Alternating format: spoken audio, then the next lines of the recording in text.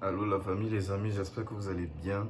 Normalement, je devais faire la vidéo un peu plus tôt, mais j'ai fini le job de nuit que je faisais là. Et quand je suis rentré, j'étais tellement claqué que je suis allé dormir direct. Mais après, pendant mon sommeil, je me suis rappelé que je devais vous faire une vidéo, donc je me suis réveillé pour venir vous parler. Donc si vous voyez que des gens je somnole ou bien j'ai des paroles un peu incohérentes, c'est par rapport à ça. Mais je vais faire l'effort de faire ça bien, puis aller dormir. Voilà, parce que j'ai sommeil. Donc, cette vidéo, c'est un peu pour répondre à Fallou Silla. J'espère que je ne me trompe pas sur ton nom. Et je profite pour m'excuser auprès de Marilyn qui a mal pris le fait que je cherche son nom avant de le dire. Désolé, sis. Merci encore à tout le monde. Merci à Abdul Karim. Merci à Zamblé. Merci à vous tous qui m'aidez à avoir de la force et tout. Merci à tous ceux qui viennent d'arriver. Pour ceux qui ne connaissent pas ma chaîne, Jean, je parle de la vie en tant qu'étudiant international au Canada. Je donne les détails et puis je donne mon avis aussi sur certains trucs. Et je partage mon expérience en tant que tel avec des trucs vraiment vécus du genre. Voilà. Donc, la question de Fatou Sylla était de parler de la vie canadienne. Bon, la vie canadienne, on peut dire, la vie ici se résume en une phrase. Comment on appelle ça?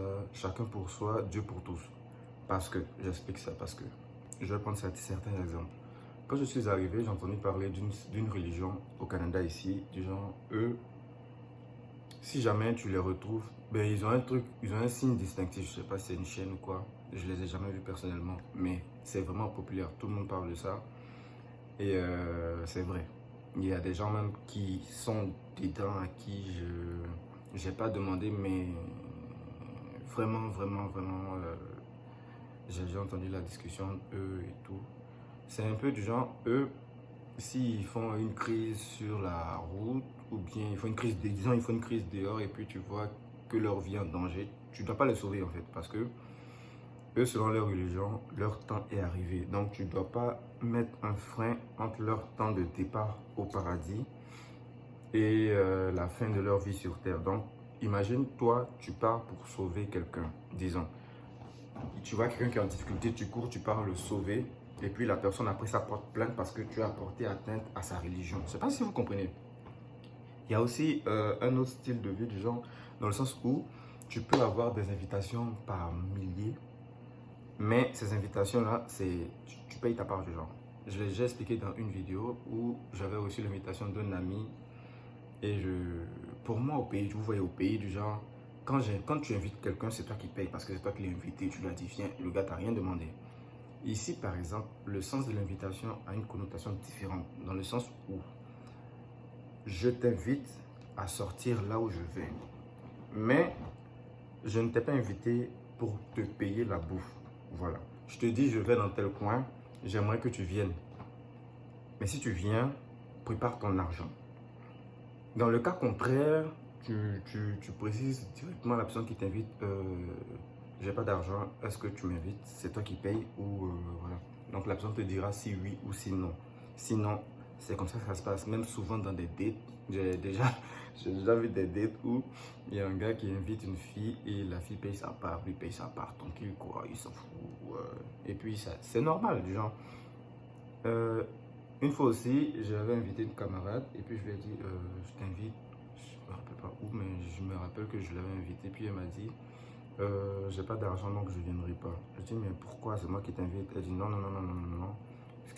Même si tu m'invites, je dois payer ma part. Je dis, oh, ça c'est une autre mentalité du genre. Mais ce qui est intéressant dans la vie canadienne, c'est que, bon, dans la société canadienne, c'est que, quel que soit ta personnalité, quelle que soit ta façon de voir les choses, quelle que soit ta façon de vivre, quel que soit ton penchant sexuel, quelle que soit ta religion, tu as ta place ici en fait. Tu as ta place tranquille parce que il y a des transgenres. En tout cas, toutes les couleurs sont représentées. Il y a à peu près tous les types de religions qui sont ici. Il y a plein de religions que je ne pensais jamais voir.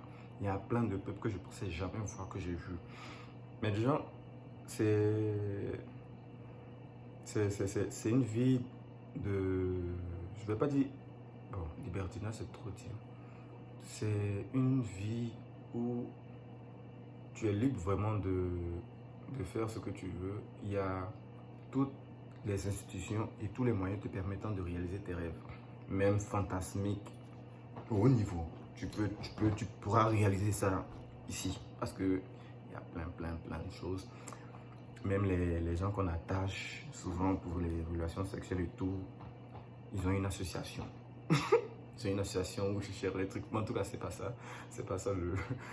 On va pas rentrer dans ce genre de détails là. Mais déjà, même pour le climat, ce qui se passe, c'est qu'en hiver, les gens appellent ça la période dépressive parce que la plupart des personnes sont à la maison, il fait vraiment froid.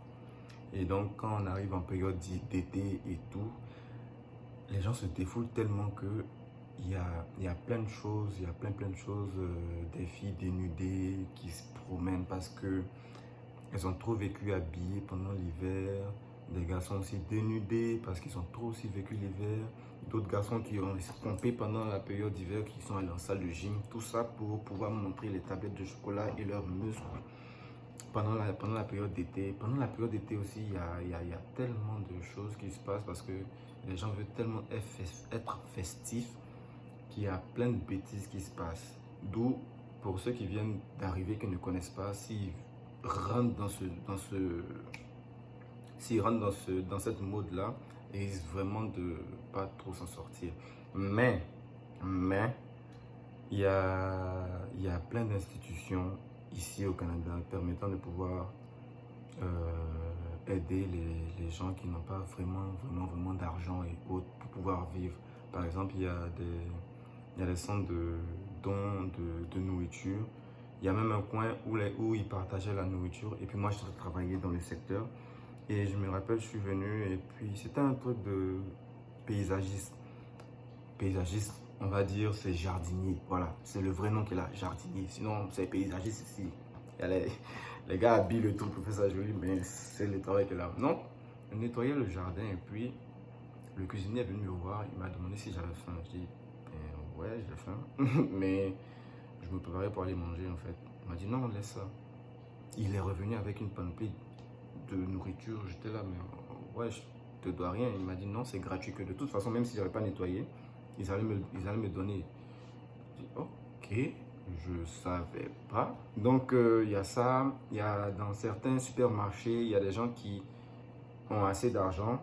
Ils font des achats. Et quand tu dépasses la caisse, je pense un jour, je vais faire une vidéo dans un supermarché pour vous montrer comment c'est. Il y a comme un panier, un gros panier où ils mettent ce qu'ils ont acheté qu'ils veulent offrir aux gens. C'est dans le gros panier. Donc, ceux qui n'ont pas d'argent, quand ils viennent là, au lieu de passer directement dans le magasin, aller à la caisse faire les achats, ils peuvent aller directement là-bas et puis se servir. C'est totalement gratuit, tu n'as rien à payer. Tu n'as pas d'inscription à faire, il n'y a personne qui te regarde. Non, mais une fois, j'ai dit, ok, je vais essayer de voir si c'est vraiment gratuit avant d'en parler. J'ai pris, je pense, j'ai pris quoi? Je pense, je sais pas si c'est un chewing-gum ou du céréal. Bon, en tout cas, j'ai pris quelque chose et j'ai regardé autour, personne ne parlait. J'ai dit, mais ouais, ok, c'est que c'est gratuit, ouais.